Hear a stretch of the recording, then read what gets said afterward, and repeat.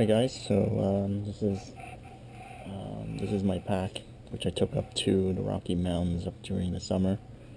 I stayed about 2 weeks in the woods there, and this video is it's a kind of a detailed video in describing what I brought up there, exactly why I brought it up there, or why did I choose to bring it up there, because going up the Rocky Mountains requires some forethought and some knowledge. So in this video, I'm going to explain to you all the gear that I took, why I brought it again. So let's begin with the pack. Now, the first thing you notice about this pack is that it's not very trendy in the sense that this is an external frame pack. External frame pack just means the frame itself is on the outside. Well, now the trendy backpackers these days, or most backpacks, are internal frame. So I chose an external frame specifically because it gave you versatility. Now this pack wasn't just a camping pack. It was actually my I'm never coming home pack. And most of you probably know what a bug out bag is. A bug out bag is usually a 3-day kit that you take out just in case when something hits the fan. This case for me is not a 72-hour. This is a 3 to 2 week pack, which means I'm going and I'm probably never coming back to the city for a while. So everything here I brought to the woods to really test it out.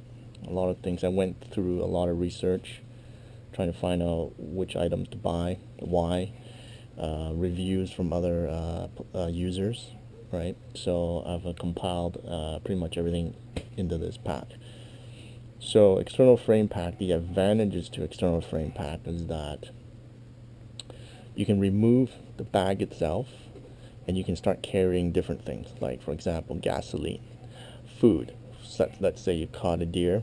Deer could weigh up to 180 pounds or more or less, so you're not going to carry that in this. So if you did, you have to empty everything out, hike that pack in, and then bring it back to your home base. So it's not going to work. What you want to do is you want to just remove this, and then you can strap the deer onto the external frame pack. You can also carry ammo. You can carry all kinds of stuff. So I highly recommend external frame pack rather than a internal frame pack. There's another advantage to external frame pack is that if someone was hurt, that person could actually literally sit on the external frame, and you can actually hike that person. It could be a child, it could be an animal, so a lot of uses. So highly recommend it. Now this external frame pack is from the maker Tatanka. Tatanka, there's only one external frame pack dealer in the BC, and he's just right across the street from Mountain Equipment Co-op. So I don't know any other dealers that sell external frame packs. It's not a very trendy thing. Hunters use them, but other than that, I don't know who else would really use external frame. The next thing let's take a look at is is that this pack has an adjustable shoulder strap. It allows you to, if you're a big guy, you can adjust it, small, medium, etc. What I brought out with me was actually a beacon. This is a personal beacon, which is wrapped in Ziploc. And I find that because I went up to the Rockies by myself, you need all these, I guess you can say, security that you can get. So getting a fast find beacon is quite worth it. Now this beacon is uses military channels, so search and rescue and military channels, or military frequency actually. And once you unfurl the antenna in here, it starts to send out a beacon, a GPS location, and they can come and grab you. Now, obviously, you have to use it wisely. There's been stories of people using it when they're like hungry, so yeah, just be careful because they can fine you for that. Another thing attached to this is my handheld GPS. Now, this is the GPS Map 62 from Garmin. it was actually quite useful. But the thing is, prior to going to where I was going, I already memorized the area, so I didn't really use this. However, I still recommend having one. If you want to get into disaster scenarios, EMP strike, well, not much you can do about that. Just, you have to kind of be smart about it and bring your gear accordingly. GPS is useful. Don't get me wrong. It's just it uses batteries and stuff like that, and I don't know if I were to run. I don't know if I would bring a GPS, to be honest, because if you are leaving the city due to a shit hit the fan scenario, I assume you're smart enough to memorize the routes to where you're going.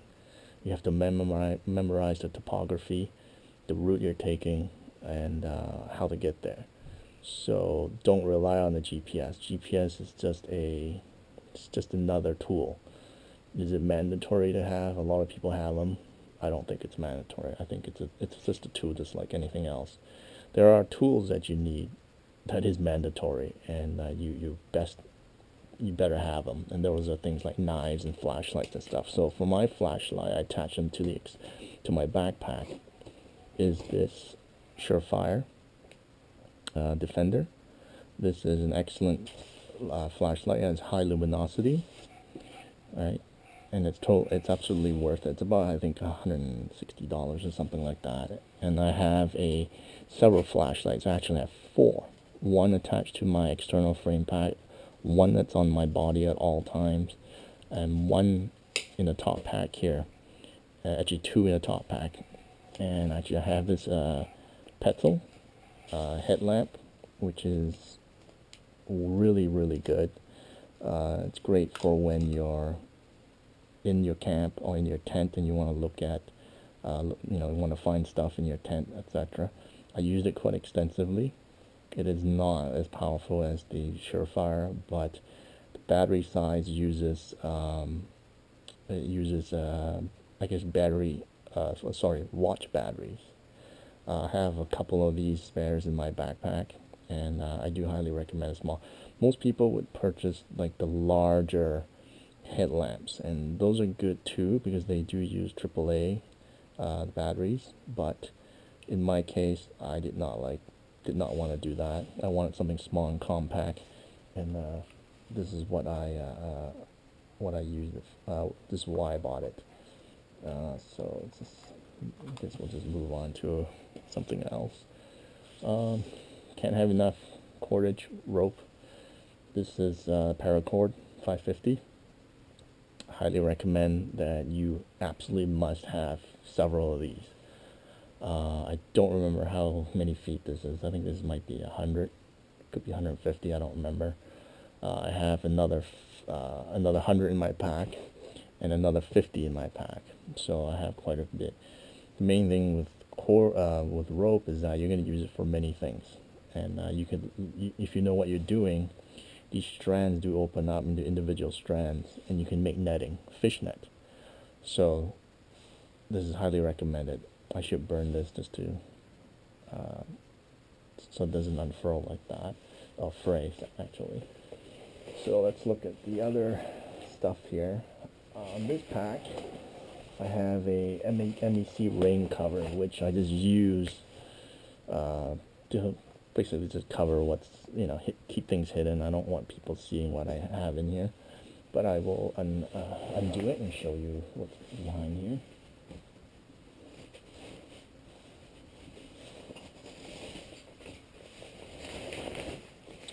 So here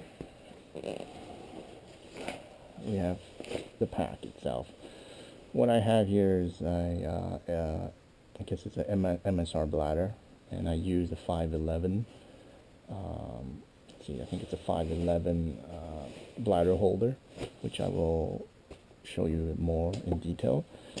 In this pack here, it's my I think it's a 6x6 canvas, or tarp, sorry, And this is the knee pads and my gaiters. Gaiters are very important if you're going to go into thick bush. Gaiters are good against ticks. You don't want ticks jumping on your body as you're walking through thick bush, so they are absolutely necessary. The knee pads are necessary if you want to take a rest. You have nowhere to lean on. You lean on the ground, and so the knee pads protect you from all that weight and pressure from this pack. This pack, unfortunately, is about fully loaded 55 pounds.